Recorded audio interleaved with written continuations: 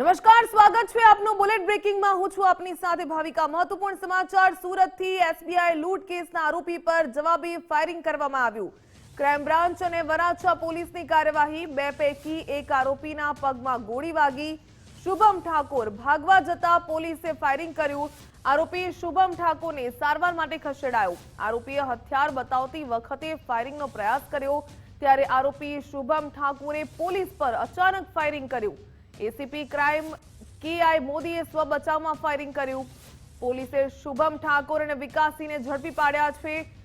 વધુ વિગત મેળવીએ સંવાદદાતા રાકેશ પાસેથી। રાકેશ, જે પ્રકારે એસબીઆઈ સમગ્ર કહી શકાય કે કૌભાંડ સામે આવ્યું હતું અને જે આરોપીઓ છે તેમને પકડી પાડવામાં આવ્યા હતા અને ત્યારબાદ તેઓ ભાગવા જઈ રહ્યા હતા, સ્વ બચાવમાં પોલીસે ફાયરિંગ કર્યું। વધુ શું વિગત આ સંદર્ભે? અત્યારની સ્થિતિ શું છે?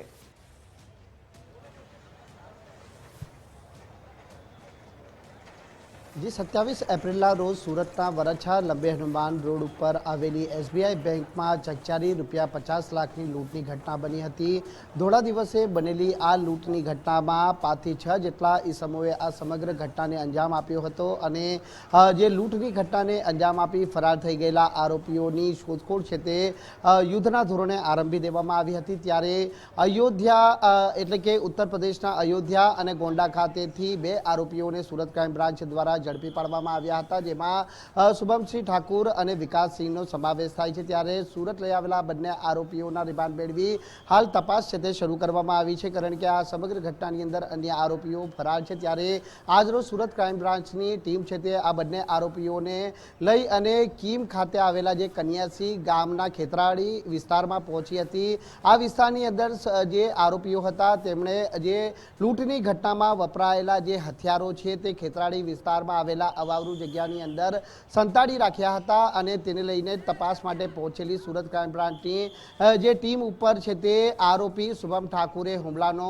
પ્રયાસ કર્યો હતો। એટલે કે પોલીસ અધિકારીની જે રિવોલ્વર સર્વિસ રિવોલ્વર આવે છે તે છીનવી અને મિસ ફાયરિંગ કરવામાં આવ્યું હતું। જો કે અધિકારીઓનો બચાવ થયો હતો અને જવાબી કાર્યવાહીની અંદર છે તે ક્રાઇમ બ્રાન્ચના જે એસીપી કેઆઈ મોદી છે તેમના દ્વારા પણ જવાબી કાર્યવાહીના ભાગરૂપે જે ફાયરિંગ કરવામાં આવ્યું હતું અને તેના કારણે જે શુભમ ઠાકોર છે તેના પગ ઉપર ગોળી વાગી હતી। ત્યારે સૌપ્રથમ ઈજાગ્રસ્ત હાલતમાં આ શુભમ ઠાકોરને છે તે સારવાર અર્થે કીમ નજીક આવેલી ક્રિસ્ટા હોસ્પિટલમાં લઈ જવામાં આવ્યો હતો, પરંતુ તેની હાલત વધુ નાજુક હોય તેને વધુ સારવાર અર્થે સુરત નવી સિવિલ હોસ્પિટલ ખાતે લઈ આવવા માટે ક્રાઇમ બ્રાન્ચની ટીમ રવાના થઈ ચૂકી છે અને હવે ગણતરીની મિનિટોમાં જ જે શુભમ ઠાકોરને લઈ છે તે ક્રાઇમ બ્રાન્ચ હવે નવી સિવિલ હોસ્પિટલ ખાતે પહોંચી રહી છે। એટલે માત્ર 4 થી 5 મિનિટનો જે ફાસલો બચ્યો છે, કારણ કે જે ક્રાઇમ બ્રાન્ચની ટીમ આરોપીને લઈ જે સારા દરવાજાથી આગળ આવી ચૂકી છે અને નવી સિવિલ હોસ્પિટલ ખાતે હવે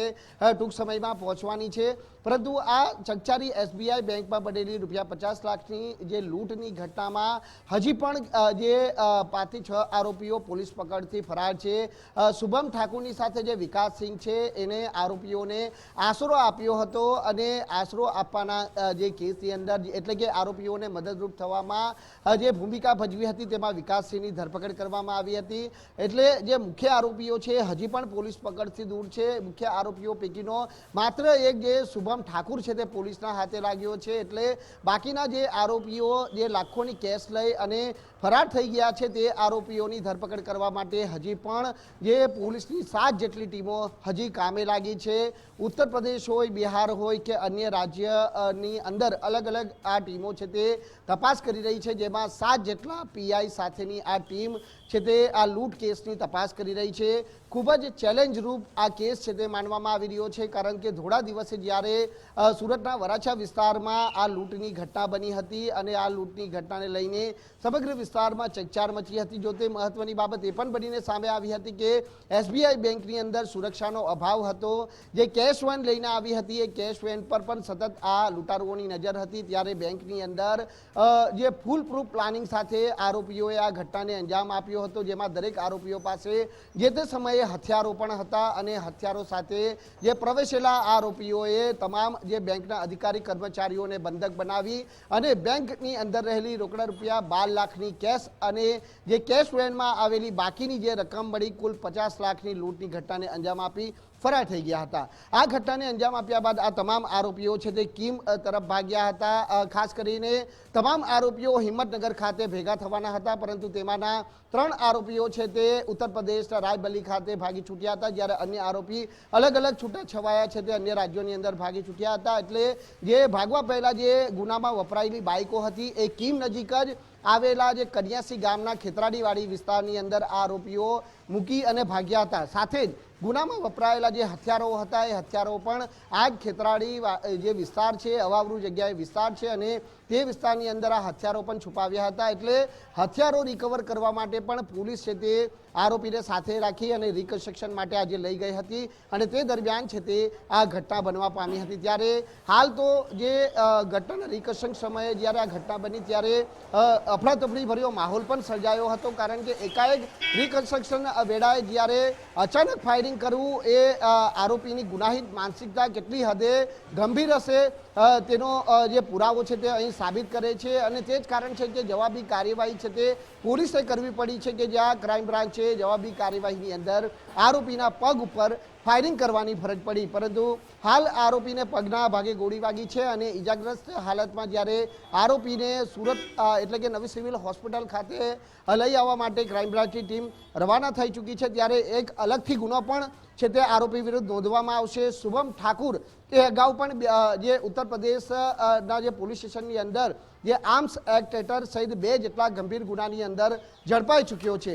સાથે જ આ એસબીઆઈ બેંકની લૂંટ કેસની અંદર સૌથી મહત્વની કડી બનીને એ સામે આવી છે કે પટનાની જેલમાં જે બંધ કુંદન ભગત છે, આ કુંદન ભગત દ્વારા આ એસબીઆઈ બેંકની લૂંટની ઘટનાને અંજામ આપવા માટે સુનિયોજિત કાવતરું છે તે રચવામાં આવ્યું હતું। કુંદન ભગતના કહેવા પર જ જે અલગ અલગ માણસો છે તે તૈયાર કરવામાં આવ્યા હતા, જેમાં કુંદન ભગતનો એક માણસ જે સુરત હતો એ સુરત રહેલા આ સાગરિત દ્વારા આ તમામ માણસો તૈયાર કરી અને એસબીઆઈ બેંકની લૂંટની ઘટનાને અંજામ આપવા માટે સંપૂર્ણ જે સુનિયોજિત કાવતરનું આયોજન કરાયું હતું અને સતત જે 2.5 મહિના સુધી આ જે બેંકની રેકી પણ કરવામાં આવી હતી। આરોપીઓ હતા એ પહેલા જે સુરતના ઉગત કેનાલ રોડ ઉપર રહ્યા અને ત્યારબાદ છે તે પંડોળ વિસ્તારની અંદર, એટલે 2 અલગ અલગ સ્થળો પર ભાડાના મકાનમાં છે તે આ આરોપીઓ રહ્યા હતા અને ત્યારબાદ છે તે આ સંપૂર્ણ પ્લાનિંગ છે તે કરવામાં આવ્યું હતું। આ પ્લાનિંગના ભાગરૂપે જ ત્યારબાદ જે રેકી કરવામાં આવી હતી એ રેકીના આધારે આ ગુનાને અંજામ આપવામાં આવ્યો હતો। આપણે જણાવી દઈએ કે જ્યારે બેંકમાં પ્રવેશ કરવામાં આવ્યો હતો ત્યારે આરોપીઓએ મોબાઈલ નહોતા વાપરતા, પરંતુ મોબાઈલ વાપરવાનું એક નાટક પણ કર્યું હતું અને એ દરમિયાન મોબાઈલની અંદર જે બેંકમાં કયા અધિકારી કર્મચારી ક્યાં બેસે છે, શું કરે છે, એ તમામ જે વિડીયોગ્રાફી અને ફોટોગ્રાફી છે એ મોબાઈલમાં કરવામાં આવ્યું હતું અને ત્યારબાદ સંપૂર્ણ રેકી થયા બાદ આ ઘટનાને અંજામ આપવામાં આવ્યો હતો। જોવાનું એ છે કે હવે જે ફાયરિંગ જે પોલીસ ઉપર કરવાનો જે પ્રયાસ કરવામાં આવ્યો, પોલીસે જવાબી કાર્યવાહી કરી છે અને તેમાં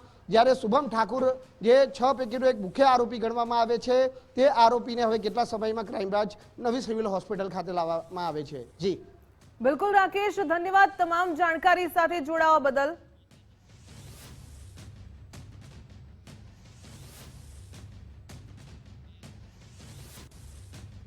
હવે વાત કરીએ ભાવનગરની એસઓજીની ટીમે મોટી કાર્યવાહી કરી। ચિત્રા માર્કેટિંગ યાર્ડ પાસેથી 5 મહિલાને ઝડપી પાડવામાં આવી। એસઓજીની ટીમે 5 બાંગ્લાદેશી મહિલાઓને ઝડપી પાડી શંકાસ્પદ હાલતમાં મળી આવતા પોલીસે તપાસ કરી। 5 મહિલાઓએ બાંગ્લાદેશી હોવાનું સ્વીકાર્યું। મહિલાઓ પાસેથી બાંગ્લાદેશી દસ્તાવેજો કબજે કરાયા। પાખી રીમા અખ્તર ઉર્ફે લીલીની ધરપકડ કરવામાં આવી। બેગમ ખુશરૂબા અને સબીના ખાતુન પણ સકંજામાં, જ્યારે અન્ય લોકોની સંડોવણી અંગે પોલીસે તપાસ તેજ કરી। जो है पेट्रोलिंग दरमियान कुछ शंकास्पद महिलाएं एक साथ देखने को मिली। उसके बाद वहीं पर स्थल ऊपर जो है उन्होंने उनसे पूछपरछ करी और उनके फ़ोन की कुछ तपास करी, तो जिसके अंदर हमको उन महिलाओं के फ़ोन के अंदर हमको कुछ +88 के नंबर, जो कि बांग्लादेश का कोड है, उसके नंबर कुछ देखने को मिले। और जैसे जैसे उनके फ़ोन को देखा तो हमको ये लगा कि ये खरेखर जो है कहीं ना कहीं इनके बांग्लादेश के साथ कनेक्शन है। उसको लेके उनको जो है डिटेन करने में आया और उनकी प्रारंभिक पूछपरछ करने में आई। हाँ, तो टोटल आज 5 महिलाएं हमने अभी डिटेन कर रखी हैं, जिनके नाम मेरे को जो जानने को मिले अभी तक, पाखी, उसके बाद रीमा अख्तर, फिर जो है लाखी बेगम, सवाना बेगम और लेविना, ये 5 महिलाएं हैं। और जब इनकी डिटेन करने के बाद महिला पुलिस के द्वारा झड़ती की गई तो उसमें इनके अंदर से हमको कुछ बांग्लादेशी डॉक्यूमेंट्स देखने को मिली। રાજકોટના ગોંડલમાં હૃદયને હચમચાવી નાખે તેવી ઘટના સામે આવી। પિતાએ પોતાના 2 સંતાનોની ગળે ટૂંપો આપીને હત્યા કરી। 2 સંતાનોની હત્યા બાદ પિતાએ આપઘાત કરી લેતા ચકચાર મચી। ગાયત્રી સિમેન્ટ કારખાનાના માલિક જયપાલભાઈએ આપઘાત કર્યો। 15 વર્ષીય પુત્ર મિશ્ર અને 10 વર્ષીય પુત્રી રીવાની હત્યા કરી। સવારે બંને બાળકોને પોતાની સાથે કારખાના પર લાવ્યા હતા અને અગમ્ય કારણોસર બંને બાળકોને ગળે ટૂંપો આપીને હત્યા કરી નાખી। ત્યારબાદ પોતે પણ પંખા સાથે લટકીને આપઘાત કરી લીધો। ગોંડલ પોલીસે સમગ્ર મામલે વધુ તપાસ હાથ ધરી। જૂનાગઢના વિલિંગડન ડેમમાં ડૂબવાથી 3 યુવકોના મોત નિપજ્યા। 7 પરપ્રાંતીય યુવકો ડેમમાં નહાવા માટે પડ્યા હતા ત્યારે નહાવા પડેલા 3 યુવકોના ડૂબી જવાથી મોત નિપજ્યા। મૃતદેહને પોસ્ટમોર્ટમ માટે ખસેડવામાં આવ્યા। જૂનાગઢ પોલીસને ઘટનાને લઈને વધુ તપાસ હાથ ધરી।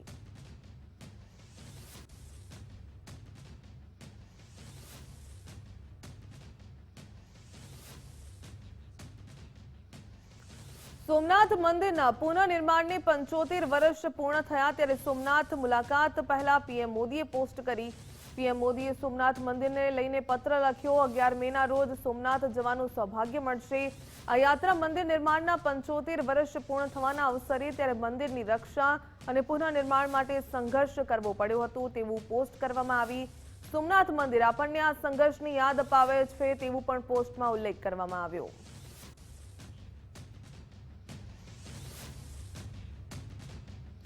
સોમનાથમાં 11 મેના રોજ અમૃત મહોત્સવનું ભવ્ય આયોજન। કાર્યક્રમની રૂપરેખાને લઈને જીતુભાઈ વાઘાણીએ માહિતી આપી। પીએમ મોદી 11 મેના રોજ સોમનાથ ખાતે પધારી રહ્યા છે। સોમનાથ હેલિપેડથી મંદિર સુધી ભવ્ય રોડ શો યોજાશે। સોમનાથમાં પીએમ મોદી દ્વારા ધ્વજા પૂજા, સોમેશ્વર પૂજા કરાશે। હેલિકોપ્ટર દ્વારા સોમનાથ મંદિર ઉપર પુષ્પ વર્ષા કરાશે। સોમનાથ મંદિરથી સભાગ ગ્રાઉન્ડ પર સભાને સંબોધન કરશે પ્રધાનમંત્રી નરેન્દ્ર મોદી।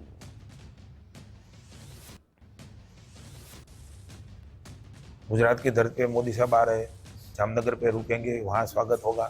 वहाँ से यहाँ सोमनाथ प्रथम ज्योतिर्लिंग, हमारा विश्व का आस्था और श्रद्धा का केंद्र, 1000 वर्ष आक्रांताओं ने आक्रमण भी किया, फिर भी हमारी अटूट श्रद्धा और विश्वास, मंदिर आज भी खड़ा है। ऐसे ही सोमनाथ विरासत के 75 वर्ष मतलब अमृत महोत्सव, सरदार साहब ने जो संकल्प किया था 11 मई को, उसी दिन वो अमृत महोत्सव एक विशिष्ट उजवणी के भाग में माननीय मोदी साहब के कड़ कमलों से के होने वाली है। સોમનાથ મંદિરને 11 મેના રોજ પૂર્ણ પ્રાણ પ્રતિષ્ઠાના 75 વર્ષ પૂરા થઈ રહ્યા છે, જેની ઉજવણીના ભાગરૂપે ભારતના યશસ્વી વડાપ્રધાન નરેન્દ્ર મોદી સોમનાથ પધારી રહ્યા છે, જેની તૈયારીઓના ભાગરૂપે આપ જોઈ રહ્યા છો જે દ્રશ્યની અંદર કે અહીં જે સભા ગ્રાઉન્ડ છે તેની ઉપર તડામાર તૈયારીઓ થવા જઈ રહી છે। સાથે સાથે સોમનાથ મંદિરની અંદર જે 11 મેના રોજ પીએમ નરેન્દ્ર મોદી દ્વારા એક ભવ્ય રોડ શો યોજવામાં આવશે। રોડ શોને લઈને પણ અનેક કલાકૃતિઓ યોજવામાં આવશે। સાથે સાથે ઇતિહાસમાં પ્રથમ વખત સોમનાથ મંદિરની અંદર એર શો યોજવામાં આવી રહ્યો છે। સોમનાથ મંદિરની ઉપર જે હેલિકોપ્ટર દ્વારા પુષ્પ વર્ષા કરવા પણ આવશે। સાથે સોમનાથની અંદર 3 દિવસ સુધી ભવ્ય કાર્યક્રમો પણ યોજવામાં આવી રહ્યા છે। સાથે સોમનાથ સભા ગ્રાઉન્ડની અંદર મોદીજી દ્વારા એક ભવ્ય સભાનું પણ આયોજન કરવામાં આવ્યું છે, જેની અંદર લાખોની તાદાદમાં લોકો ઉમટી પડશે। ચેતન અપરનાથી, ગુજરાત ફર્સ્ટ, ગીર સોમનાથ। સોમનાથ મંદિરની સ્થાપનાના 75 વર્ષ પૂર્ણ થતા ઉજવણી કરાશે। 11 મે સોમનાથ અમૃત મહોત્સવ કાર્યક્રમનું ભવ્ય આયોજન। વડાપ્રધાન નરેન્દ્રભાઈ મોદી સોમનાથની મુલાકાતે આવશે। પીએમ મોદીના સોમનાથ કાર્યક્રમને લઈને આયોજન બેઠક કરાઈ। વેરાવળના કાજલી માર્કેટિંગ યાર્ડ ખાતે બેઠક યોજાઈ। પ્રદેશ મહામંત્રી અનિરુદ્ધ દવેના અધ્યક્ષસ્થાને બેઠક, મંત્રી, સાંસદ સહિતના નેતાઓ બેઠકમાં ઉપસ્થિત રહ્યા। કાર્યક્રમને અતિ ભવ્ય બનાવવા માટે હાકલ કરવામાં આવી તો સોમનાથમાં પ્રથમ વખત સૂર્યકિરણ એર શો પણ યોજાશે।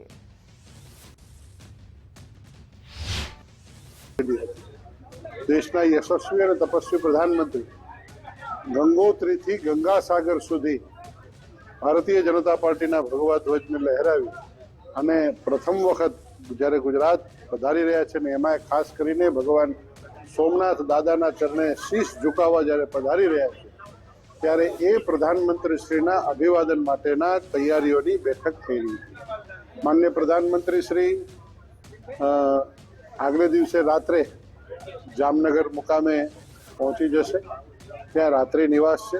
બીજે દિવસે વહેલી સવારે પ્રધાનમંત્રી શ્રી અહીંયા સોમનાથ મુકામે આવશે. આસ્થાના એટલે કે આપણા અમૃત મહોત્સવ 75 વર્ષ જ્યારે પૂરા થાય છે ત્યારે અમૃત મહોત્સવને વધાવવા માટે થઈને ખૂબ કાર્યકર્તાઓમાં ઉત્સાહ છે. ખાસ કરીને આ વખતે સૌરાષ્ટ્રમાં આ બીજી વખત એર શો થવા જઈ રહ્યો છે. જ્યારે રાજકોટ ખાતે એક કાર્યક્રમ દરમિયાન એર શો થયો હતો, એવો જ ભવ્ય 6 મિનિટનો એર શો થવાનો છે. ત્યારે મારી સોમનાથના અને આજુબાજુના સૌરાષ્ટ્રના લોકોને મારી વિનંતી છે કે આ એર શોને પણ માણવો. એક આપણા જવાનો દ્વારા કેવી રીતે આપણી શૌર્ય ગાથાને આ સોમનાથ દાદાને સમર્પિત કરવાના છે, ત્યારે આપણે સૌ આ અમૃત મહોત્સવમાં જોડાઓ. સોમનાથમાં અમૃત મહોત્સવની ભવ્ય ઉજવણી કરાશે. વડાપ્રધાન નરેન્દ્રભાઈ મોદી સોમનાથ આવશે ત્યારે સોમનાથમાં સ્થાનિક તીર્થ પુરોહિતો દ્વારા અભિષેક કરાશે. તીર્થ પુરોહિતો ઐતિહાસિક ક્ષણના સાક્ષી બનશે. આજ રોજ અહીંયા સ્વાભિમાન પર્વનો પ્રારંભ થઈ ગયો છે સવારે. એના અંતર્ગત તીર્થ પુરોહિત શ્રી સોમપ્રા બ્રાહ્મણ સમાજ દ્વારા અતિરુદ્ર, આવતીકાલથી હોમાત્મક મહારુદ્ર અને 11 તારીખે કુંભાભિષેક એટલે વિભિન્ન કુવાઓ, ઐતિહાસિક નદી, નાળા, કુવાઓ, બધા તીર્થના ક્ષેત્રોનો જળ અહીંયા લાવી અને કુંભાભિષેક સોમનાથજીનો કરવામાં આવશે. સોમનાથજીના મંદિરને પણ 75 વર્ષ પૂર્ણ થયા અને આપણા દેશની આઝાદીને પણ સંપૂર્ણ 75 વર્ષ થયા. આ અંતર્ગત તીર્થ પુરોહિત સોમપ્રા બ્રાહ્મણ સમાજ દ્વારા યશસ્વી પ્રધાનમંત્રી શ્રી મોદી સાહેબનું સ્વાગત પણ કરવામાં આવશે. 11 તારીખે વડાપ્રધાન નરેન્દ્રભાઈ મોદી વડોદરા આવશે. વડાપ્રધાન સરદાર ધામ 3નું ભવ્ય લોકાર્પણ કરશે. લોકાર્પણ બાદ વડાપ્રધાનનો યોજાશે ભવ્ય રોડ શો. ગોલ્ડન ચોકડીથી એરપોર્ટ રૂટ પર તૈયારીઓ તેજ. સુરક્ષાને લઈને પોલીસ દ્વારા ખાસ રિહર્સલ કરાયું. ઉચ્ચ પોલીસ અધિકારીઓએ રૂટનું નિરીક્ષણ કર્યું. ત્યારે રોડ શોના માર્ગ ઉપર બેરિકેડિંગની કામગીરી પણ શરૂ કરવામાં આવી.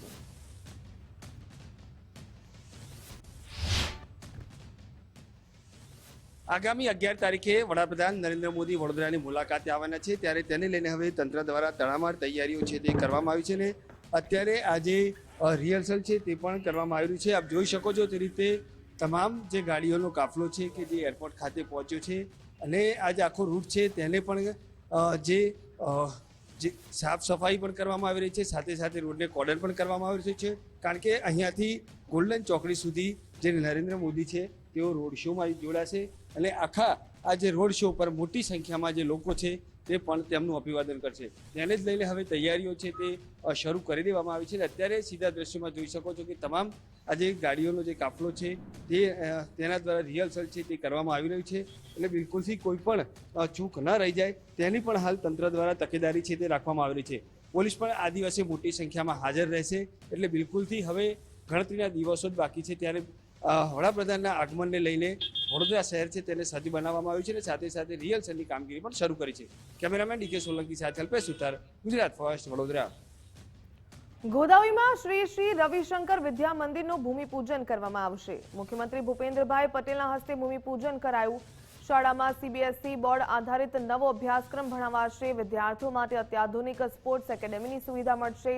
Performing and creative arts academy પણ બનવા જઈ રહી છે. ત્યારે નવી ઇનોવેશન એકેડેમી સહિતની વિવિધ સુવિધાઓ ઉપલબ્ધ. શિક્ષણ ક્ષેત્રે અમદાવાદને મળશે એક નવી ભેટ. શ્રી શ્રી રવિશંકરજીની સાથે જોડાવું એ ગૌરવની બાબત હોવાનું મુખ્યમંત્રીએ નિવેદન આપ્યું. સાથે જ કહ્યું કે પીએમ મોદીએ નવી શિક્ષણ નીતિ દ્વારા વિકાસ પર ભાર મૂક્યો. આવનાર સમયમાં ટેકનોલોજી ક્ષેત્રે બાળકો માટે નવી તકો ઊભી થશે. શ્રી શ્રી રવિશંકરની 120 સંસ્થાઓ ચારિત્ર્ય નિર્માણનું કામ કરે છે.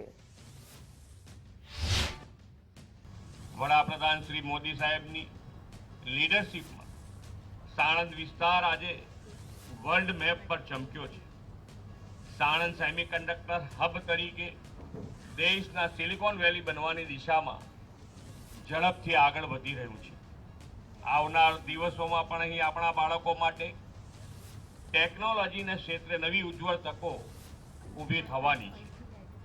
શાળા કાળથી જો બાળકો યોગ્ય માર્ગદર્શન મળે તો જરૂર તેઓ ભવિષ્યમાં સારા ટેકનોક્રેટ, સાયન્ટિસ્ટ અને એન્ટરપ્રિન્યોર બની શકે. સરકારના આવા વિઝનમાં શ્રી રવિશંકર વિદ્યા મંદિર આ મહત્વપૂર્ણ યોગદાન આપશે એવો મને વિશ્વાસ છે. હું શ્રી રવિશંકર વિદ્યા મંદિરની પ્રેસિડેન્ટ છું અને આ સ્કૂલનો પાયો કદાચ મેં જ નાખ્યો તો એવું કહેવાય કે એકદમ નાના બંગલામાં હતી ત્યારથી હું આ સ્કૂલ ચલાવું છું ને આજે આ ત્રીજી સ્કૂલ થઈ રહી છે. ખૂબ જ આનંદ છે. લગભગ 2 વર્ષ અમારો વિચાર છે કે 2 વર્ષમાં અમે લોકો આ સ્કૂલ પૂર્ણ કરીશું. અત્યારે તો એવું પ્લાનિંગ છે અને એ સિવાય વિશેષતામાં તો એવું કહેવાય કે જે સ્ટ્રેસ ફ્રી એજ્યુકેશન જેને આપણે કહીએ છીએ, મૂલ્ય આધારિત, જે અત્યારે દરેક વ્યક્તિના, દરેક બાળકના જીવનની જરૂરિયાત છે કે મૂલ્ય આધારિત. કારણ કે ઇન્ફોર્મેશન તો એઆઈ આપી જ દે છે, પણ મૂલ્યનું શું, ઓનેસ્ટી છે કે કેરિંગ છે, એ બધા જે આપણા માનવીય મૂલ્યો છે અમે એના ઉપર બહુ જ વધારે ભાર મૂકીએ છીએ. ગાંધીનગર ખાતે એરક્રાફ્ટ લર્નિંગ એન્ડ ફાઇનાન્સ સમિટનું આયોજન કરવામાં આવ્યું. ગિફ્ટ સિટી ખાતે કાર્યક્રમનું આયોજન કરાયું. સીએમ ભૂપેન્દ્રભાઈ પટેલ અને કેન્દ્રીય ઉડ્ડયન મંત્રી ઉપસ્થિત રહ્યા. એવિએશન સમિટ અંગે કેન્દ્રીય મંત્રી રામમોહન નાયડુનું નિવેદન. આજે 85% પ્લેન લીઝિંગ પર છે. ગિફ્ટ સિટીમાં આગામી 2 વર્ષમાં 150 લીઝિંગ થશે. આગામી 10 વર્ષમાં 100 નવા એરપોર્ટ અને 200 હેલીપોર્ટ બનશે.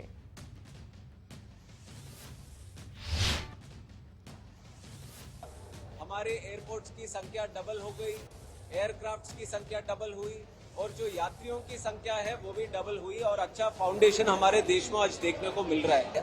85% जो प्लेन्स हमारे शेड्यूल्ड फ्लीट में है वो सब लीजिंग पे ही है. आजकल लोग एयरलाइंस जो है वो ओन नहीं करते, वो लीजिंग मॉडल में प्लेन लेके आते हैं. और जिस तरह से हमारे डिमांड भारत में बढ़ रहा है, हमें इंश्योर करना है कि ये लीजिंग हमारे भारत में हो. और खास करके जो गिफ्ट सिटी इस तरह के लीजिंग के लिए जो खासकर बना हुआ है, ये 29,000 crore government of India invest करेगी, आगे 10 साल के लिए करेगी, जिससे 100 नए एयरपोर्ट बनेंगे देश में, 200 हेलीपोर्ट बनेंगे, खास करके हिली states, Himalayan states, north east states में बनेंगे.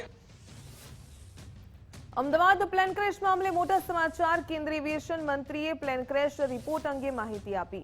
પ્લેન ક્રેશની તપાસ અંતિમ તબક્કામાં. આગામી 1 મહિનામાં અમદાવાદ પ્લેન ક્રેશનો રિપોર્ટ આવી શકે છે. ઘણી બધી એજન્સીઓ અને એઆઈબી હાલ તપાસ કરી રહ્યું છે.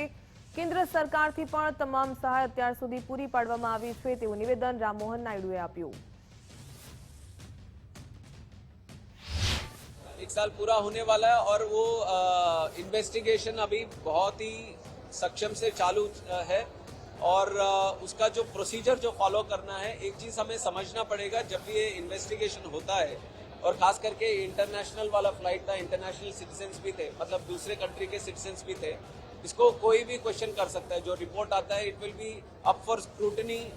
कोई भी देश कर सकता है, कोई भी इंस्टीट्यूशन उस देश का कर सकता है. तो हमें बहुत ही सीरियसनेस के साथ, फेयरनेस के साथ, ट्रांसपेरेंट नेचर के साथ हमें इन्वेस्टिगेशन करना है और वो उसी प्रोसेस में इन्वेस्टिगेशन अभी जारी है. हमारी तरफ से कोशिश है कि जितना जल्दी हो सके करें, बट उसके वजह से प्रोसेस को हमें इंटरप्ट नहीं करना है.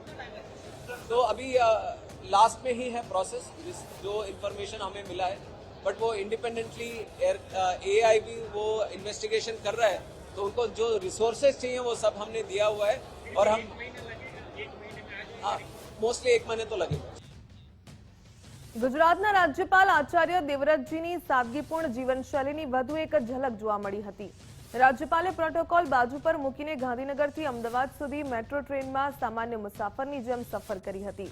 તેઓ ગાંધી આશ્રમ પુનરુદ્ધાર યોજનાની સમીક્ષા કરવા માટે મેટ્રોના માધ્યમથી પહોંચ્યા હતા. રાજ્યપાલ આચાર્ય દેવવ્રતજી સચિવાલય મેટ્રો સ્ટેશન પર પહોંચ્યા ત્યારે કોઈ વીઆઈપી સુવિધા લેવાને બદલે તેઓ સામાન્ય નાગરિકની જેમ ટિકિટ બારી પર લાઇનમાં ઉભા રહ્યા હતા અને જાતે જ ટિકિટ ખરીદી હતી. પ્લેટફોર્મ પર પહોંચીને તેઓ મુસાફરોની સાથે મેટ્રો કોચમાં સવાર થયા હતા. ટ્રેનમાં મુસાફરી દરમિયાન રાજ્યપાલે અન્ય મુસાફરો સાથે સહજ સંવાદ સાધ્યો અને મેટ્રો મુસાફરી અંગેના તેમના અનુભવો પૂછ્યા હતા. રાજ્યપાલે પોતાની વચ્ચે જોઈ મુસાફરોમાં પણ ભારે કુતૂહલ અને આનંદ જોવા મળ્યો હતો. અનેક લોકોએ રાજ્યપાલની સાથે ફોટો પડાવી આ મુસાફરીને યાદગાર બનાવી હતી. ગાંધીનગરથી રાણીપ સુધીની આ મુસાફરીએ રાજ્યપાલની જનતા સાથેની નિકટતાનો પરિચય આપ્યો છે. સુરતમાં બે ખોડલધામ બનવાની ચર્ચા તેજ બની. બે ખોડલધામ બનવાની ચર્ચાને લઈને ધીરુભાઈ ગજેરાએ નિવેદન આપ્યું. કહ્યું કે જેને આ વિચાર આવ્યો તે ખરેખર નિંદનીય છે. ઉમિયાધામ શક્તિ આસ્થાનું કેન્દ્ર કડવા પટેલનું હતું. ત્યારબાદ લીવા પટેલની આસ્થાનું કેન્દ્ર ખોડલધામ બન્યું. લુહાણા સમાજના આસ્થાનું કેન્દ્ર વીરપુર છે. તે રીતે ખોડલધામની રચના. ખોડલધામને કારણે લોકોને ખૂબ ફાયદો થયો છે તેવું પણ નિવેદન ધીરુભાઈએ આપ્યું અને સાથે જ કહ્યું કે ઉચ્ચ લાગવગ ધરાવતા ઉદ્યોગપતિઓએ એકતા તોડવાનો પ્રયાસ કર્યો. બીજા ખોડલધામની જરૂરિયાત જ શું પડી? રૂપિયાવાળા લોકોના હાથા ન બનવું જોઈએ. સમાજની એકતા તોડવાનો પ્રયાસ ન કરવો જોઈએ તેવું ધીરુભાઈએ જણાવ્યું. પરંતુ સમાજની જે એકતા તોડવાનો પ્રયત્ન કરે એ નિંદનીય છે, એ ઘાતક રૂપ છે. સમાજની એકતા તોડવી એ ખરેખર ઘાતક રૂપ છે સમાજ માટે. બીજું, ખોડલધામની જરૂરિયાત શું પડી? તમારે જરૂરિયાત હોય તો અહીંયા ખોડલધામ જે છે જે આપણું આસ્થાનું કેન્દ્ર જે કાગડ ખાતે એની નીચે મતલબ બીજું ખોડા મંદિર બની શકે. પરંતુ જે બીજું બચવાની કોશિશ કરે 1000 રૂપિયા ભેગા કરી અને મોટા પૈસાવાળો ભેગા થઈને આ એક કોઈ ચોકસાની લાગો કે કોઈના હાથા બની અને આપણે સમાજની એકતા તોડવી ન જોઈએ એવું મારું માનવું છે. એક સમાજની એકતા એ મોટું ઘરેણું છે, એનો ઉંગર છે. વડોદરા મનપાની ચૂંટણી મામલે કોર્ટમાં પિટિશન. વોર્ડ નંબર 1માં રિકાઉન્ટિંગ માટે અમીરાવતે માંગ કરી. ચૂંટણી અધિકારીએ પત્રકમાં ચેડા કર્યાનો ગંભીર આક્ષેપ. અમીરાવત વિજેતા હોવા છતાં પરિણામ બદલાયું. કોર્ટે ચૂંટણી કમિશનર અને કલેક્ટરને નોટિસ પાઠવી. કુલ 17 સાબાવાળા પક્ષકારોને કોર્ટે નોટિસ આપી. ગણતરી થઈ 12 વાગે અમને ધ્યાન પર આવ્યું કે પુષ્પાબેન વાઘેલાના 3 વોટ હરીશભાઈ પટેલ કરતાં વધારે છે. પણ જ્યારે રિઝલ્ટ ડિક્લેર થયું તો 31 મતે પુષ્પાબેન આગળ ચાલતા હતા. આગળ છે એવું ડિક્લેર થઈને પુષ્પાબેનને મહિલા સીટમાં વિજેતા જાહેર કર્યા અને હરીશભાઈને પુરુષ સીટમાં સામાન્ય પુરુષ સીટમાં જાહેર કર્યા. જો આ 31 મતનો તફાવત ના હોય અને પુષ્પાબેનના 31 મત વધારે હોય તો સામાન્ય મહિલાની સીટમાં શ્વેતાબેન શાહ ભારતીય જનતા પાર્ટીના જે ઉમેદવાર છે એના કરતાં મારા 1100 મત વધારે છે. ચૂંટણી કમિશનના નિયમ મુજબ પુષ્પાબેન સામાન્ય સીટમાં વિજેતા જાહેર થાય અને હું સામાન્ય મહિલામાં વિજેતા જાહેર થઉં પ્રોવિઝન પ્રમાણે. તો એ બાબતે ધ્યાનમાં રાખીને અમે 12:15 અરજી કરેલી કે ફરીથી મતગણતરી થાય. પણ ચૂંટણી કમિશન રિટર્નિંગ ઓફિસરે 3 વાગે અમને લેટર આપીને ફરી રિકાઉન્ટિંગની ના પાડવામાં આવી. ત્યારબાદ અમે કલેક્ટરને પત્ર લખીને તમામ રેકોર્ડ્સ પ્રિઝર્વ કરવાનું કીધું અને એમને અમે માંગણી કરી રિકાઉન્ટિંગની. તો આ આરઓનો અધિકાર છે અને હવે એને ચેલેન્જ કરવા તમને ઇલેક્શન પિટિશન કોર્ટમાં કરવી પડે એવી અમને માહિતી આપતા અમે કાલે ઇલેક્શન પિટિશન ફાઇલ કરી છે. અમારી ડિમાન્ડ છે કે વોર્ડ નંબર 1નું ફરીથી રિકાઉન્ટિંગ થાય અને રિકાઉન્ટિંગ થયા પછી જે બી લોકોનો ચુકાદો છે એમને શિરોમાન્ય થશે. Welcome back. બુલેટ બ્રેકિંગ સાથે હું છું દીપિકા. સુરતમાં એસબીઆઈ લૂંટ કેસમાં આરોપી પર જવાબી ફાયરિંગ થયું છે. ક્રાઇમ બ્રાન્ચ અને વરાછા પોલીસે કરી આ કાર્યવાહી છે, જ્યાં 2 પૈકી એક આરોપીના પગમાં ગોળી વાગી. શુભમ ઠાકુર ભાગવા જતા પોલીસે ફાયરિંગ કર્યું છે. આરોપી શુભમ ઠાકુરને સારવાર માટે ખસેડવામાં આવ્યો છે. આરોપીએ હથિયાર બતાવતી વખતે ફાયરિંગનો પ્રયાસ કર્યો હતો. આરોપી શુભમ ઠાકુરે પોલીસ પર અચાનક ફાયરિંગ કરી દીધું. એસીપી ક્રાઇમ KI મોદીએ સ્વ બચાવમાં આ ફાયરિંગ કર્યું છે. પોલીસે શુભમ ઠાકુર અને વિકાસસિંહને ઝડપી પાડ્યા છે. રિકન્સ્ટ્રક્શન સમયે આરોપીએ ભાગવાનો પ્રયાસ કર્યો. વરાછાના પીઆઈ પર આરોપીએ ફાયરિંગનો પ્રયાસ કર્યો છે. ક્રાઇમ બ્રાન્ચની ટીમે આરોપી પર વળતો ફાયરિંગ કરી પ્રહાર કર્યો છે. તો સુરતમાં એસબીઆઈ લૂંટ કેસમાં આરોપીનું રિકન્સ્ટ્રક્શન કરવામાં આવી રહ્યું હતું અને રિકન્સ્ટ્રક્શનમાં આરોપીએ ભાગવાનો પ્રયાસ કર્યો છે, જ્યારે એસીપીએ સ્વ બચાવ માટે ફાયરિંગ કર્યું છે. પોલીસે શુભમ ઠાકુર અને વિકાસસિંહને ઝડપ્યા હતા અને તેનું રિકન્સ્ટ્રક્શન થઈ રહ્યું હતું, જેમાં રિકન્સ્ટ્રક્શન સમયે આરોપીએ ભાગવાનો પ્રયાસ કર્યો અને 2 પૈકી એક આરોપીના પગમાં હવે ગોળી વાગી છે. શુભમ ઠાકુર ભાગવા જતા પોલીસે ફાયરિંગ કર્યું છે. આરોપી શુભમ ઠાકુરને અત્યારે સારવાર અર્થે હોસ્પિટલમાં ખસેડવામાં આવ્યો છે. આરોપી હથિયાર બતાવતી વખતે આ ફાયરિંગનો પ્રયાસ કર્યો છે. આરોપી શુભમ ઠાકુરે પોલીસ પર અચાનક જ ફાયરિંગ કરી દીધું. એસીપી ક્રાઇમ KI મોદીએ સ્વ બચાવમાં ફાયરિંગ કર્યું છે. પોલીસે શુભમ ઠાકુર અને વિકાસસિંહને ઝડપ્યા હતા અને તેમનું રિકન્સ્ટ્રક્શન કરવામાં આવી રહ્યું હતું. કઈ રીતે આ લૂંટને અંજામ આપવામાં આવ્યો હતો તે જાણવા માટે પોલીસે આરોપીઓને સ્થળ પર લઈ ગઈ અને સ્થળ પર રિકન્સ્ટ્રક્શન કરવામાં આવી રહ્યું હતું. SBI બેંકમાં લૂંટ આચરવામાં આવી હતી અને આ લૂંટ કેવી રીતે આ લૂંટને અંજામ આપ્યો તેને લઈને પોલીસે આ બંને આરોપીઓને ઝડપ્યા હતા. બંને આરોપીઓને રિકન્સ્ટ્રક્શન પર માટે સ્થળ પર લઈ ગયા હતા અને સ્થળ પર આ જોતામાં એક આરોપી શુભમ ઠાકુરે ભાગવાનો પ્રયાસ કર્યો અને પોલીસે સ્વ બચાવમાં ફાયરિંગ કર્યું છે. અત્યારે શુભમ ઠાકુરને સારવાર માટે હોસ્પિટલ લઈ જવામાં આવ્યા છે. બે પૈકીનો આ એક આરોપી કે જેને ભાગવાનો પ્રયાસ કર્યો અને તેના પર ફાયરિંગ કરવામાં આવ્યું છે. એસીપી ક્રાઇમ KI મોદીએ સ્વ બચાવમાં ફાયરિંગ કર્યું. SBIની ચકચારી લૂંટ કેસમાં ધરપકડ કરાયેલા આરોપી શુભમ ઠાકુરે જે કીમ નજીક આવેલા કન્યાસી ગામમાં રિકન્સ્ટ્રક્શન સમય દરમિયાન જે ફાયરિંગ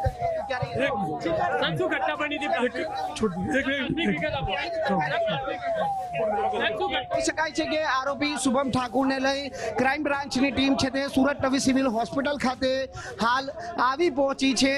શુભમ ઠાકુર એ જે લૂંટ કેસનો આરોપી છે અને લૂંટ કેસની અંદર હજી પણ જે અન્ય આરોપીઓ પોલીસ પકડથી દૂર છે. 6 થી 7 જેટલા લૂંટારુઓએ SBI બેંકની અંદર જે ₹50 લાખની જે લૂંટની ઘટનાને અંજામ આપવામાં આવ્યો હતો અંદર હાલ સારવાર અર્થે હવે તેને લઈ જવામાં આવ્યો છે. જે જવાબી કાર્યવાહીમાં જે આરોપી ઇજાગ્રસ્ત થયા છે ત્યાં જોઈ શકાય છે કે નવી સિવિલ હોસ્પિટલની અંદર છે તે હાલ આરોપીને સારવાર અર્થે લઈ જવામાં આવી રહ્યો છે. ત્યારે એસીપી જોડે પણ હાલ વાત કરવાનો પ્રયત્ન કરીશું કે આરોપીને રિકન્સ્ટ્રક્શન માટે લઈ ગયેલા કે આરોપી દ્વારા ફાયરિંગ કરવામાં આવેલું એના પર બચાવમાં પોલીસે ફાયરિંગ કર્યું. જે પગના ભાગે જે ગોળી વાગી છે તે ગોળી કાઢવા માટે પણ જે પ્રયત્ન છે તે હાલ કરવામાં આવી રહ્યો છે. નવી સિવિલ હોસ્પિટલની આ તસવીરો છે અને તસવીરોમાં જોઈ શકાય છે તેમ કે જે ઘટના છે ઘટનાને લઈને હવે સારવાર છે તે શરૂ કરવામાં આવી રહી છે. સુરત નવી સિવિલ હોસ્પિટલ રોબરી કરવામાં આવી હતી. 6 થી 7 માણસો દ્વારા રોબરી કરવામાં આવી હતી. સુરત ક્રાઇમ બ્રાન્ચ દ્વારા આ ગુનાના કામે ઉત્તર પ્રદેશના અયોધ્યાથી એક કિસમ શુભમ ઠાકુર અને એની સાથે અન્ય એકની ધરપકડ કરવામાં આવી હતી. આજે એક 7 દિવસના રિમાન્ડ ઉપર હતો. રિમાન્ડ દરમિયાન ક્રાઇમ બ્રાન્ચની ટીમ અને વરાછા પોલીસ સ્ટેશનની ટીમ દ્વારા એને સુરત ગ્રામ્યના કન્યાસી ગામે જ્યાં એમણે બિનવારસી મોટરસાઇકલ મૂકી દીધા હતા અને પોતાનું વેપન છુપાયું હતું અને મોબાઈલને આ વસ્તુ ફેંકીને ગયા હતા એ જગ્યા બતાવવા માટે પોલીસ સાથે ગયેલો હતો. એ દરમિયાન એણે જે જગ્યાએ વેપન છુપાવેલું હતું ત્યાં અચાનક એમાંથી વેપન કાઢી અને પોલીસ ઉપર એક રાઉન્ડ ફાયર કરતા જવાબી કાર્યવાહીમાં એસીપી ક્રાઇમ કિરણ મોદી દ્વારા એક રાઉન્ડ ફાયર કરવામાં આવ્યું છે. એને ત્યાંથી તુરંત પ્રાથમિક સારવાર માટે હોસ્પિટલ લઈ જવામાં આવ્યો છે અને ત્યાંથી અહીંયા સિવિલ હોસ્પિટલ એક ડ્રેડેડ ક્રિમિનલ હતો. અગાઉ પણ 302 જેવા કેસોમાં પકડાયેલો છે. એને ખબર હતી કે જો હું આ કેસમાં એરેસ્ટ થઈશ અને મને લાંબુ જેલમાં રહેવું પડશે અથવા લાંબી પનિશમેન્ટ પણ આવશે એટલે એ ભાગવાની કોશિશ કરવા માટે પોલીસ ઉપર હુમલો કરવા માટે પણ પ્રયત્ન કર્યો અને એને તાત્કાલિક પોલીસ દ્વારા હોસ્પિટલ લાવવામાં આવ્યો છે અને એની સારવાર ચાલુ છે. કન્યાસી ગામ છે સુરત ગ્રામ્યમાં, ત્યાં ફાયર કરવામાં આવ્યું છે. એને જવાબી કાર્યવાહીમાં પોલીસ દ્વારા ફાયર કરવામાં આવ્યું હતું જેમાં એના પગમાં ગોળી વાગેલી છે. એના દ્વારા એક રાઉન્ડ પોલીસ પર ફાયરિંગ કરવામાં આવેલું. પોલીસ ઉપર ફાયરિંગ કરવામાં આવેલું છે એક રાઉન્ડ. હજી હોસ્પિટલ પહોંચ્યા છે. એની પેશન્ટની પરિસ્થિતિ જોઈ અને આગળ બ્રીફ કરશું આપને. એ પોલીસની કાર્યવાહી ચાલુ છે. રેડિંગ ટીમ દ્વારા વરાછા પોલીસ સ્ટેશન અને સુરત ક્રાઇમ બ્રાન્ચની ટીમ ગઈ હતી. બંને આરોપીમાં જે શુભમ ઠાકુર છે એ જ ગુનામાં હાજર હતો ગુનાવાળી જગ્યા ઉપર. એને બાઇક અને વેપન છુપાવેલા હતા એટલે એને જ લઈ જવામાં આવ્યો હતો. કન્યાસી ગામમાં એ લોકો જ્યાં ખેતરોમાંથી ભાગ્યા હતા ત્યાં મૂકીને ગયેલો હતો. એ જગ્યાને પંચનામામાં મેન્શન છે. વેપન એક કબજે કરવામાં આવ્યું છે। લોડેડ વેપન હતું અને એમાંથી જ પોલીસ ઉપર ફાયર કરવામાં આવ્યું છે અને શાયદ બીજા રાઉન્ડ પણ એમાં છે। ઓટોમેટિક પિસ્તલ છે। ગેરમાર્ગે એને વેપન અને મોબાઈલનું કીધેલું હતું ને એ રિકવરી દરમિયાન એ બતાવતો હતો જગ્યા અને એને અચાનક વેપન કાઢી અને ફાયર કર્યું।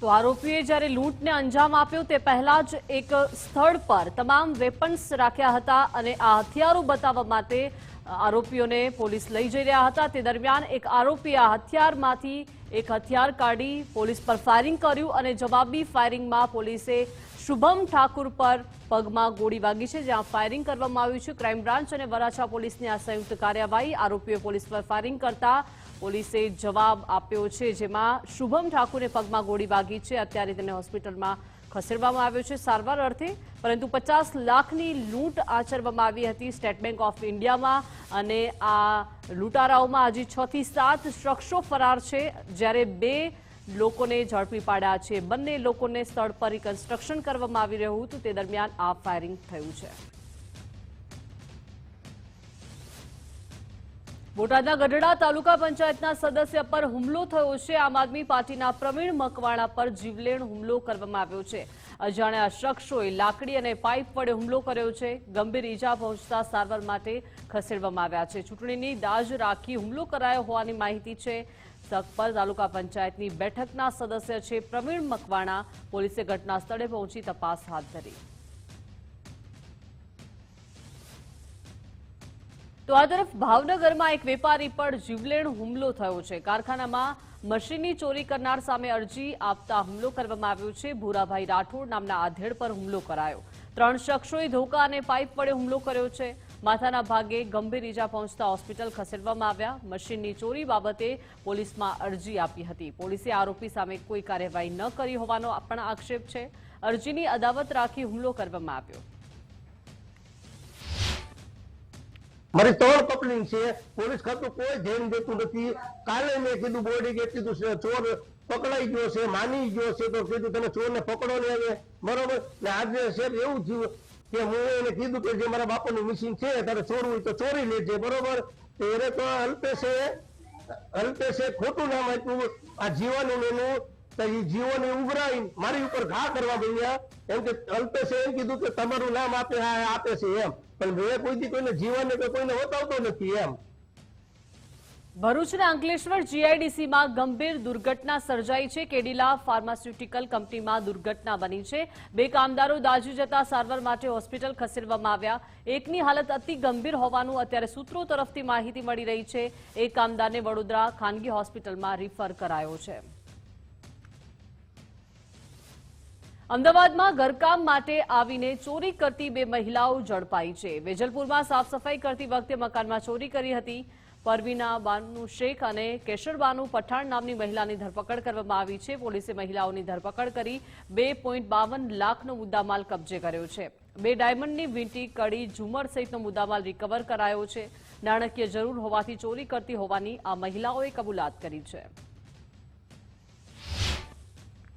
કે એમને ત્યાં સાફ સફાઈનું કામકાજ કરતી 2 બહેનો છે, એમણે પોતાના ઘરની અંદર સોના ચાંદીના ઘરેણા તેમજ રોકડા રૂપિયાની ચોરી કરેલી છે।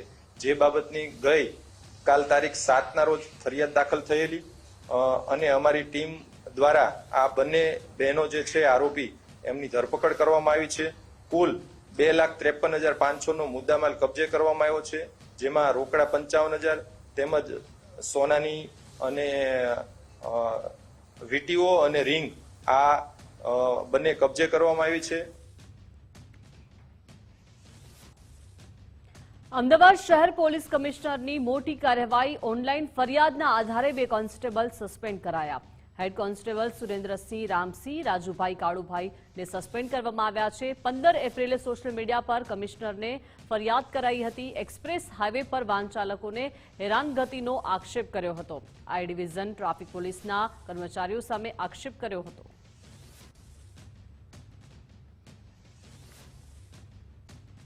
અમદાવાદમાં રિવરફ્રન્ટ પર વધુ એક આકર્ષણનો ઉમેરો થશે. રિવરફ્રન્ટ ખાતે ટ્રોપિકલ ગાર્ડન તૈયાર કરવામાં આવશે. રિવરફ્રન્ટ પર અંદાજિત 46 કરોડના ખર્ચે આ ગાર્ડન તૈયાર થશે. પ્રકૃતિ અને આધુનિક ટેકનોલોજી સાથે ગાર્ડન તૈયાર થશે. રિવરફ્રન્ટ પર ભારતનું સૌથી પહેલું ટ્રોપિકલ ગાર્ડન બનશે. રિવરફ્રન્ટ ઉસ્માનપુરા ગાર્ડનમાં તૈયાર કરવામાં આવશે, જ્યારે ટ્રોપિકલ ગાર્ડનમાં 110 પ્રકારના વિવિધ વૃક્ષો જોવા મળશે. સમગ્ર સ્ટ્રક્ચર ગ્લાસનું બનાવાશે. સ્કાય વોક પણ હશે. ટ્રોપિકલ ગાર્ડનમાં ફાઉન્ટેન, આર્ટિફિશિયલ ક્લાઉડ જોવા મળશે, તો સાથે સાથે રાત્રિના સમયે લાઇટ એન્ડ સાઉન્ડ કરવામાં આવશે. આગામી 2 વર્ષમાં આ ગાર્ડન તૈયાર કરવામાં આવશે.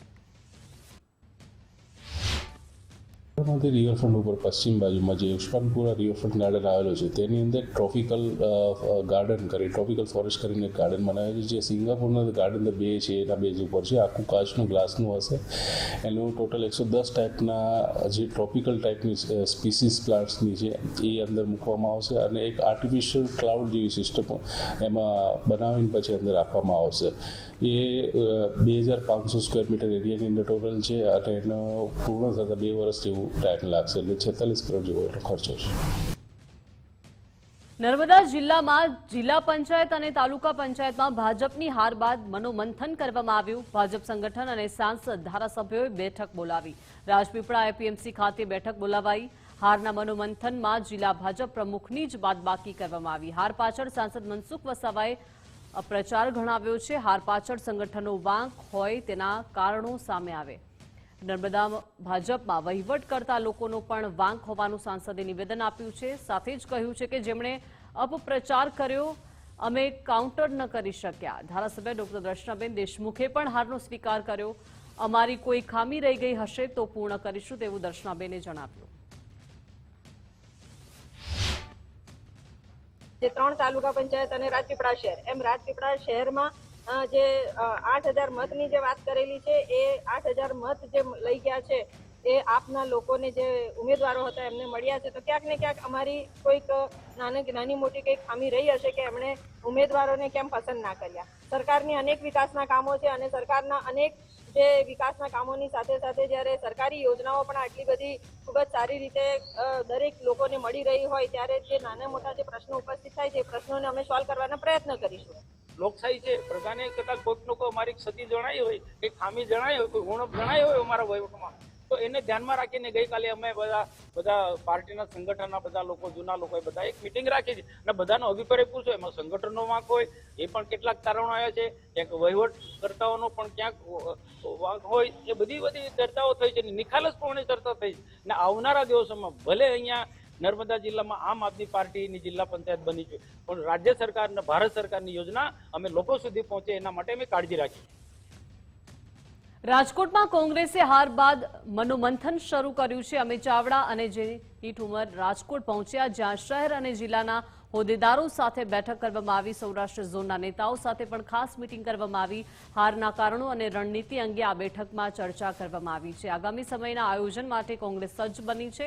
રાજકોટમાં પરાજય અંગે જેનીબેન ઠુમરે નિવેદન આપ્યું છે. જણાવ્યું છે કે પરાજય અને પરફોર્મન્સ અંગે આ બેઠક યોજાઈ, જ્યાં રાજકોટ શહેરમાં કોંગ્રેસનું પરફોર્મન્સ સુધર્યું છે.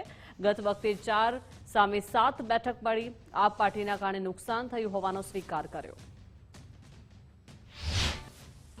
પ્રમાણે સૌરાષ્ટ્રમાં સૌથી વધારે પેનિટ્રેટ કરી રહી છે, એના લીધે ડિવાઈડ થયું છે. એટલે કોંગ્રેસનું જે પ્રદર્શન હતું એ રાજકોટ સિટીમાં, ખાસ કરીને હું રાજકોટ સિટીની પ્રભારી છું, લાસ્ટ ઇલેક્શન કરતાં આ વખતે ઘણું બધું ઇમ્પ્રૂવ થયું છે અને અત્યારે પણ કોંગ્રેસ બીજા નંબરે ગયા વખતના ઇલેક્શન કરતાં વધારે સારા પરફોર્મન્સ સાથે અને વધારે સારા ચહેરાઓ સાથે ઉતરીથી પરિણામ ખેર જે આવ્યું લડવું મહત્વનું હોય છે. અને અમે અત્યારે જે લડાઈ લડી રહ્યા છે, જે અમારા કોંગ્રેસ પાર્ટીના યોદ્ધાઓ એ લોકશાહીને બચાવવા માટે અને સંવિધાનની રક્ષા કરવા માટે લડી રહ્યા છે. એટલે કોઈ પણ જે પ્રમાણેની પરિસ્થિતિનું નિર્માણ ભારતીય જનતા પાર્ટીની સરકાર દ્વારા કરવામાં આવી, આખા ગુજરાતે આપના માધ્યમથી નિહાળ્યું. એટલે અત્યારે જે અમારા યોદ્ધાઓ છે કઈ પરિસ્થિતિમાંથી પસાર થઈ રહ્યા છે અને લડી રહ્યા છે એ આપના માધ્યમથી ધન્યવાદને પાત્ર છે. પણ પરફોર્મન્સ ડાઉન થયું છે, આ વાતને તદ્દન હૃદયો આપું છું. ઘણા અંશે નહીં, ખૂબ સારા પ્રમાણે આ વખતે રાજકોટ સિટીમાં કોંગ્રેસ પાર્ટીએ પ્રદર્શન કર્યું. જૂનાગઢમાં ભાજપ બક્ષીપંચ મોરચાના મહામંત્રી પર હુમલો થયો છે. અજાણ્યા 3 શખ્સો સામે પોલીસ ફરિયાદ નોંધવામાં આવી છે. મહામંત્રી નરેન્દ્ર ઓડેદરા પર લોખંડના પાઇપથી હુમલો કરવામાં આવ્યો છે. ભાજપ કાર્યકર તુષાર સોજીત્રાને પણ ગંભીર ઈજા પહોંચી છે. બાઇક પર આવેલા 3 શખ્સોએ હુમલો કર્યો. ઈજાગ્રસ્ત બંનેને તાત્કાલિક હોસ્પિટલમાં સારવાર માટે ખસેડવામાં આવ્યા. જૂનાગઢ બી ડિવિઝન પોલીસે ગુનો નોંધી તપાસ હાથ ધરી છે. હુમલાખોરોને ઝડપી પાડવા માટે પોલીસે ચક્રો ગતિમાન કર્યા.